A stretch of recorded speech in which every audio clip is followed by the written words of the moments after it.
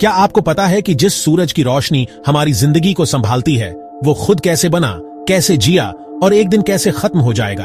अगर आप इस धरती पर रहते हैं तो आपको ये जरूर जानना चाहिए। ये वीडियो देखने के बाद आप सूरज के जन्म से लेकर उसके अंत तक की पूरी एवोल्यूशन को गहराई से समझ पाएंगे। वीडियो बनाने में बहुत मेहनत लगती है। अगर आपको पसंद आए तो एक लाइक और सब्सक्राइब जरूर करिए। इससे हमें आगे और भी बेहतर कंटेंट लाने की मोटिवेशन मिलती है। सूरज के कोर में जनरेट गामा रेडिएशन सीधे पृथ्वी तक नहीं जाती। सूरज के कोर में तापमान और दबाव अत्यधिक होते हैं, जिससे हाइड्रोजन परमाणु फ्यूजन प्रक्रिया के माध्यम से हीलियम में बदल जाते हैं। इस प्रक्रिया में गामा किरणें उत्पन्न होती हैं। वे सूरज के अंदरूनी भाग में घने प्लाज्मा के साथ इंटरैक्ट करती हैं। सूरज के अंदरूनी भाग में प्लाज्मा अत्यधिक घना और गर्म होता है, जिससे गामा किरणें बार बार टकराती हैं और अपनी ऊर्जा खो देती हैं। इस इंटरैक्शन के कारण गामा किरणें ऊर्जा खो देती हैं और अपनी दिशा बदल लेती है। यह प्रक्रिया कई बार दोहराई जाती है, जिससे गामा किरणें धीरे धीरे कम ऊर्जा वाली फोटोनों में बदल जाती हैं। हजारों सालों में कोर से ऊर्जा धीरे धीरे सूरज की सतह तक पहुंचती है। यह ऊर्जा रेडिएटिव जोन से होकर गुजरती है, जहां फोटोन बार बार प्लाज्मा के कणों से टकराते हैं और अपनी दिशा बदलते हैं। इस प्रक्रिया को रेडिएटिव डिफ्यूजन कहते हैं।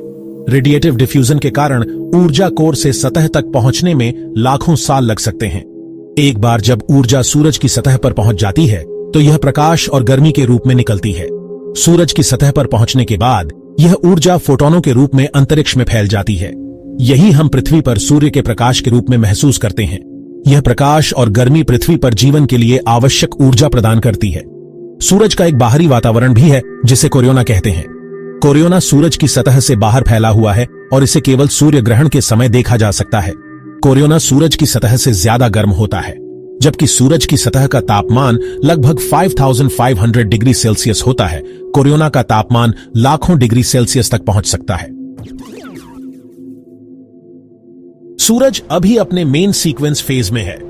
ये एक स्टार के जीवन का सबसे लंबा चरण है। मेन सीक्वेंस के दौरान एक स्टार अपने कोर में हाइड्रोजन को हीलियम में बदलता है। सूरज लगभग 4.6 बिलियन साल से अपने मेन सीक्वेंस फेज में है। ये अगले 5 बिलियन वर्षों तक हाइड्रोजन को फ्यूज करता रहेगा। मेन सीक्वेंस के दौरान सूरज का आकार और चमक धीरे धीरे बढ़ेगी। ऐसा इसलिए है क्योंकि हाइड्रोजन को हीलियम में बदलने के साथ कोर धीरे धीरे ज्यादा घना और गर्म होता जा रहा है। लगभग 5 बिलियन वर्षों में सूरज के कोर में हाइड्रोजन खत्म हो जाएगी। जब ऐसा होगा तो कोर सिकुड़ने लगेगा। इस कंट्रैक्शन के कारण कोर और भी ज्यादा गर्म हो जाएगा। कोर से बढ़ी हुई गर्मी सूरज की बाहरी लेयर को फैलने का कारण बनेगी। सूरज एक रेड जाइंट स्टार बन जाएगा। एक रेड जाइंट के रूप में सूरज आज की तुलना में बहुत बड़ा और चमकीला होगा। यह वीनस, मर्क्यूरी और संभवतः पृथ्वी की ऑर्बिट को भी निगल जाएगा। रेड जाइंट फेज के बाद सूरज अपना द्रव्यमान खोना शुरू कर देगा। यह अपनी बाहरी परतों को अंतरिक्ष में बहा देगा। इससे गैस और धूल का एक सुंदर बादल बनेगा, जिसे प्लैनेटरी नेबुला कहते हैं। सूरज का कोर पीछे रह जाएगा। इस कोर को व्हाइट ड्वार्फ कहते हैं। एक व्हाइट ड्वार्फ बहुत घना और गर्म होता है। हालांकि यह अब न्यूक्लियर फ्यूजन के माध्यम से ऊर्जा पैदा नहीं करता है। यह अरबों वर्षों में धीरे धीरे ठंडा हो जाएगा। सूरज एक सामान्य स्टार है, हालांकि यह हमारे लिए सबसे महत्वपूर्ण स्टार है। यह हमारे सौर मंडल का केंद्र है और इसकी ग्रेविटेशन शक्ति ने ग्रहों को अपनी कक्षा में बांध रखा है। इसके बिना पृथ्वी पर जीवन की कल्पना भी नहीं की जा सकती। सूरज की ऊर्जा से ही हमारे मौसम, क्लाइमेट और दिन रात का चक्र ऑपरेट होते हैं। यह प्रकाश और गर्मी प्रदान करता है, जो पृथ्वी पर जीवन को संभव बनाता है। सूरज की किरणें पौधों के लिए प्रकाश संश्लेषण की प्रक्रिया को संभव बनाती हैं, जिससे ऑक्सीजन का प्रोड्यूस होता है। यह ऑक्सीजन हमारे जीवन के लिए आवश्यक है। इसके अलावा सूरज की ऊर्जा का उपयोग सौर पैनलों के माध्यम से बिजली उत्पादन के लिए भी किया जाता है, जो एक स्वच्छ और रिन्यूएबल एनर्जी ऊर्जा स्रोत है। सूरज के जीवन चक्र का सौर मंडल और एक्सटेंसिव ब्रह्मांड पर गहरा प्रभाव पड़ता है। जब सूरज अपने जीवन के अंत के करीब पहुंचेगा तो यह एक लाल विशालकाय तारे में बदल जाएगा और अंततः एक सफेद बौने तारे के रूप में समाप्त होगा। इस प्रक्रिया के दौरान यह अपने आसपास के ग्रहों को भी प्रभावित करेगा। यह हमें यह समझने में मदद करता है कि तारे कैसे जन्म लेते हैं, विकसित होते हैं और अंततः मर जाते हैं। यह एक अनुस्मारक है कि ब्रह्मांड में सबसे बड़ी वस्तुएं भी लगातार बदल रही हैं और विकसित हो रही हैं।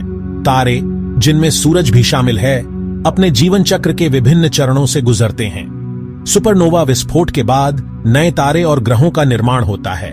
सूरज का स्टडी करके हम ब्रह्मांड और उसमें अपने स्थान की गहरी समझ प्राप्त करते हैं। साइंटिस्ट सूरज की गतिविधियों का स्टडी करते हैं, जैसे कि सौर सोलर और सौर विंड, जो पृथ्वी पर भी प्रभाव डालती हैं। इन अध्ययनों से हमें न केवल सूरज के बारे में बल्कि अन्य तारों और ग्रहों के बारे में भी महत्वपूर्ण जानकारी मिलती है।